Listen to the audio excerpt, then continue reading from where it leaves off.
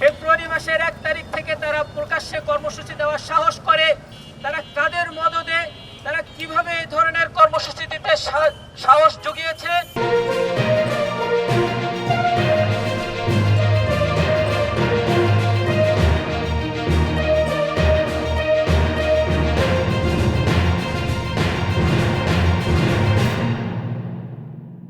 প্রকাশ্য দিবালোকে মিছিল মিটিং করছে, পুলিশ তাদেরকে বাধা দিচ্ছে না, গ্রেফতার করছে না। আমরা দেখতে পেয়েছি ওই খুনি লীগ যেভাবে 24-এর অভ্যুত্থানে রক্ত ঝরিয়েছে, হাজার হাজার শিক্ষার্থী ছাত্র জনতাকে খুন করেছে, ঠিক একই কায়দায় তারা বাংলাদেশের বর্তমান শান্তিপূর্ণ পরিবেশ পরিস্থিতিকে অস্থিতিশীল করতে চায়। আমরা খুনি লীগের হরতালের ইতিহাস জানি। তারা গান পাউডার দিয়ে বাসে মানুষ পুড়িয়ে হত্যা করেছিল বিগত সময়ে। আমরা এই ধরনের অগ্নি সন্ত্রাস আর দেখতে চাই না। আমরা আজকের এই প্রোগ্রাম থেকে ইন্টারিম গভর্নমেন্টকে আহ্বান জানাবো, অনতি বিলম্বে আওয়ামী লীগ নিষিদ্ধ করার ব্যাপারে উদ্যোগী হন, সন্ত্রাসী লীগদের গ্রেফতারের ব্যাপারে পদক্ষেপ গ্রহণ করুন, আহত ভাইদের চিকিৎসার ব্যাপারে যথাযথ পদক্ষেপ নিন, শহীদ ভাইদেরকে পুনর্বাসনে সহযোগিতা করুন এবং যে সকল গণহত্যার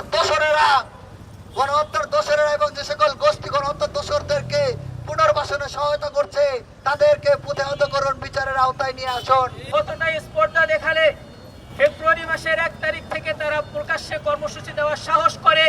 তারা কাদের মদদে, তারা কিভাবে এই ধরনের কর্মসূচি দিতে সাহস জুগিয়েছে, তাদেরকে আমাদের কাছে জবাব দিতে হবে। স্বরাষ্ট্র উপদেষ্টাকে বলতে হবে এখনো কিভাবে সন্ত্রাসী লীগের খুনিরা বাইরে থেকে কর্মসূচি দেওয়ার সাহস করতেছে।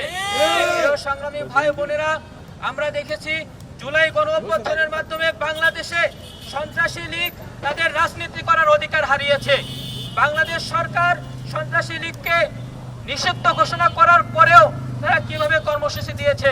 আজকে আমরা এই রাজু ভাস্কর্য থেকে বলতে চাই, যদি বাংলাদেশের অন্তর্বর্তীকালীন সরকার তাদেরকে নিষিদ্ধ করার ব্যাপারে, তাদেরকে প্রতিহত করার ব্যাপারে কোনো পদক্ষেপ না নেয়, তাহলে বাংলাদেশের ছাত্র সমাজে তাদেরকে মোকাবেলা করা যথেষ্ট। সরকারের কাছে দাবি জানাতে চাই, তারা যে কোনো ধরনের সন্ত্রাসী কর্মকাণ্ড পরিচালনার আগে তাদেরকে অতি দ্রুত গ্রেফতার করতে হবে। নিশ্চয় আপনারা অবগত আছেন যে মহান জুলাই বিপ্লবের মধ্য দিয়ে বাংলাদেশের সেই মহান বিপ্লবে আমার ভাই বোনদের 2000-এর অধিক শহীদের যে রক্ত ঝরেছে, সেই রক্তের দাগ এখনো শুকায়নি। কিন্তু এই খুনি লীগ, এই গণহত্যাকারী দল, তারা আবার নতুন কর্মসূচি দিয়ে মাঠে আসার পায়তারা করছে। ইন্টারিম গভর্নমেন্টের কাছে আমাদের জানতে চাওয়া, 5 মাস না যাওয়ার আগে একটি গণহত্যাকারী দল কিভাবে রাজপথের কর্মসূচি ঘোষণা দেয়। আজকে বাংলাদেশের এই কঠিন মুহূর্ত কি জন্য হয়েছে আপনারা কি জানেন? শুধুমাত্র হয়েছে বাংলাদেশের রাজনীতিবিদদের অতি সুশীলতার কারণে। আমরা স্পষ্টভাবে জানিয়ে দিতে চাই, আমাদের পিছনে ফিরে যাওয়ার কোনো জায়গা নাই। যদি খুনি লীগ ফিরে আসে, বাংলাদেশের সাধারণ ছাত্র জনতা অবশ্যই রাজপথে তাদেরকে প্রতিহত করবে।